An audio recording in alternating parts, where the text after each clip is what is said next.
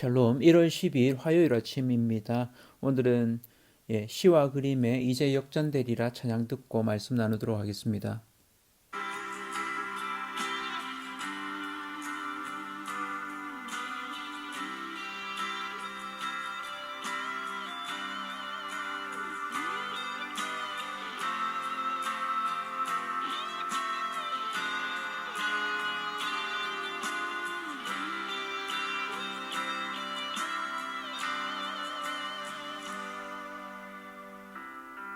기도를 멈추지 마라. 눈앞의 상황이 마음을 눌러도 원망치 마라. 너의 입을 지켜라. 저들은 너의 입을 보고 있다. 마음을 뺏기지 마라.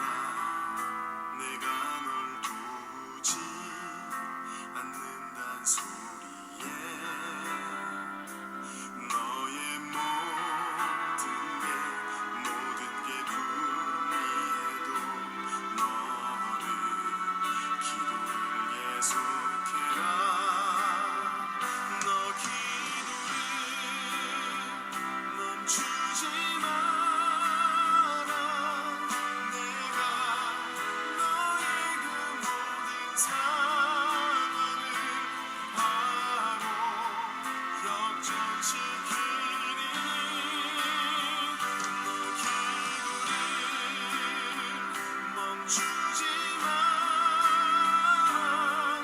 내가 잠시도 쉬지 않고 모든 것 지켜보고 있으니 바로 역전되리라.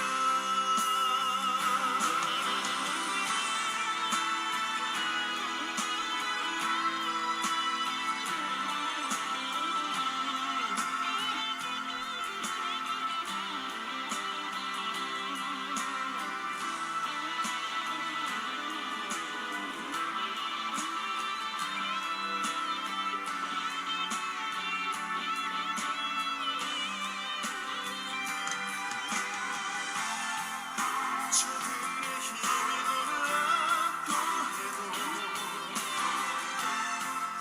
저들의 힘이 내 숨을 조여도 너는 독이라 긴 너의 능력을 내가 역전시키리라.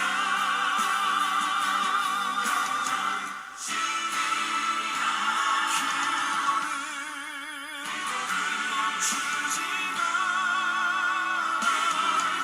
내가 너의 그 모든 상황을 바로 역전시키리.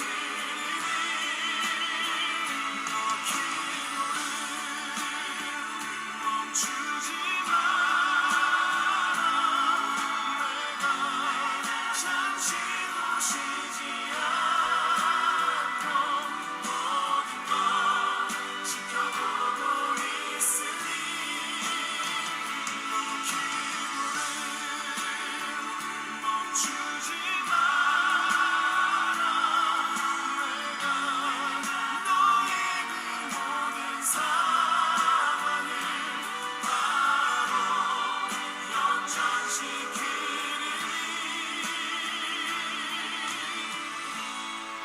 바로 역전되리라.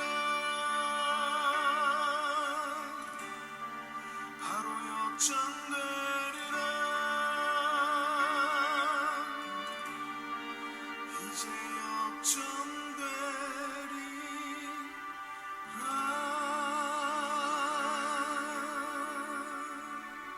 아멘. 오늘은 누가복음 1장 46절에서 56절까지 제가 표준세 번역으로 한번 읽어 드리도록 하겠습니다.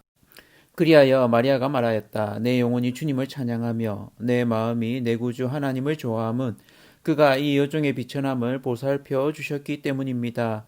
이제부터는 모든 세대가 나를 행복하다 할 것입니다. 힘센 분이 나에게 큰 일을 하셨기 때문입니다. 그의 이름은 거룩하고 그의 자비하심은 그를 두려워하는 사람들에게 대대로 있을 것입니다.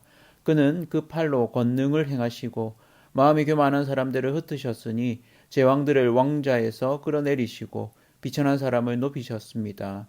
줄인 사람들을 좋은 곳으로 배부르게 하시고 보한 사람들을 빈손으로 떠나 보내셨습니다. 그는 자비를 기억하셔서 자기의 종 이스라엘을 도우셨습니다. 우리 조상들에게 말씀하신 대로 그 자비는 아브라함과 그 자손에게 영원토록 있을 것입니다. 마리아는 엘리사벳과 함께 석 달쯤 있다가 자기 집으로 돌아갔다. 아멘. 예, 오늘은 마리아의 창가라는 제목으로 말씀을 나누도록 하겠습니다. 누가복음의 이 부분을 The Magnificat라고 해서 마리아의 창가로 많이 알려져 있습니다. 마리아의 상황을 이렇게 좀 보면 아직 결혼한 상황은 아니지만 그가 잉태를 했습니다. 그러니까 임신이 된 거죠. 이런 상황이 뭐 지금 시대도 그럴 수 있지만 그때는 더 그럴 수 있죠. 그래서 요셉과 사실은 뭐 약혼은 했지만 아직 정식 결혼을 하지 않은 상황에서 아이를 임신한, 그래서 문제가 될 수 있는, 요셉도 이 부분 때문에 마리아를 조용히 이렇게 끊으려고 했던 이런 상황입니다. 그러니까 여인의 입장에서는 굉장히 좀 난감한 상황입니다. 어떤 면에서는 자기가 의도치 않은 또 성적인 관계도 하지 않았는데 아이를 임신한 이 상황, 그런 가운데 사실은 엘리사벳을 만나고 엘리사벳을 만나는 상황, 또 그 전에는 사실은 천사가 찾아와서 성령으로 잉태했다는 것을 알게 되고 마음에 받아들이고 말씀하신 대로 이루어지길 원합니다라고 이루어지이다 이렇게 고백하죠. 여러분의 상황 가운데 여러분이 의도치 않았는데 여러분에게 불리하게 상황이, 또 여러분이 의도하지 않은 좀 받아들이기 힘든 그런 상황을 받아들일 때, 뭐 어쩌면 코로나19를 받아들이는 우리의 태도도 그럴 수 있죠. 이런 각자의 개인의 어떤 상황들 가운데 참 만만치 않은, 또 어떤 면에서 난감한 그런 상황들을 바라볼 때 그 가운데 하나님 앞에서의 반응, 또 성령의 도우신 가운데의 반응, 이 마리아의 창가는 사실은 그런 모습들을 보여줍니다. 그래서 이 마리아의 창가의 내용을 보면서 한 세 가지 정도로 저는 한 정리를 한번 해봅니다. 첫 번째는 나는 행복한 자이다 라고 하는 부분입니다. 여종의 비천함을 돌아보셨다고 하면서 이 여종의 비천함, 로마 압제 가운데 있는 이스라엘 여인의 솔직한 고백이기도 하죠. 그리고 자신, 성적인 관계도 하지 않았는데 임신을 한 이런 상황, 그리고 로마 압제 가운데 있는 이 이스라엘 상황, 이런 부분들 가운데 있지만 이 비천한 자, 또 여자의 이런 상황이지만 하나님께서 자신을 돌아보셨다는 겁니다. 그리고는 자신은 복받은 자다라고 얘기합니다. 이것이 자신의 정체성으로 있습니다. 왜 그가 스스로를 복받은 자라고 얘기합니까? 하나님이 나를 기억하셨기 때문에, 나를 통해서 예수 그리스도가 잉태하게 하셨기 때문이죠. 우리의 삶 가운데 내가 어떠한 자인지를 늘 기억하는 것이 필요합니다. 어떤 자로 여러분들은 스스로의 정체성을 삼으십니까? 내가 복받은 자이다. 이런 정체성으로 살아가신 저와 온 성도님들 되시기를 축복합니다. 정말 그렇습니다.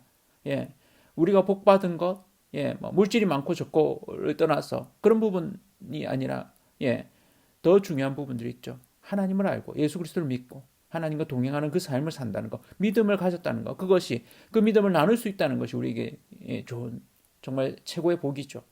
그리고 우리가 가진 걸로 얼마든지 나눌 수 있는 자로 살아간다는 거죠. 복받은 자로 매일매일 살아가시는 저와 성도님들 되기를 원합니다. 두 번째는 역전시키는 하나님입니다.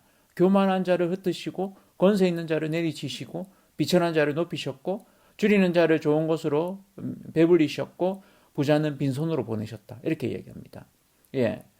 이 중심에는 비천한 자를 높이셨다는 겁니다. 자신에 대한 하나님의 높이심, 역전시키는 하나님, 반전의 하나님을 볼 수 있습니다.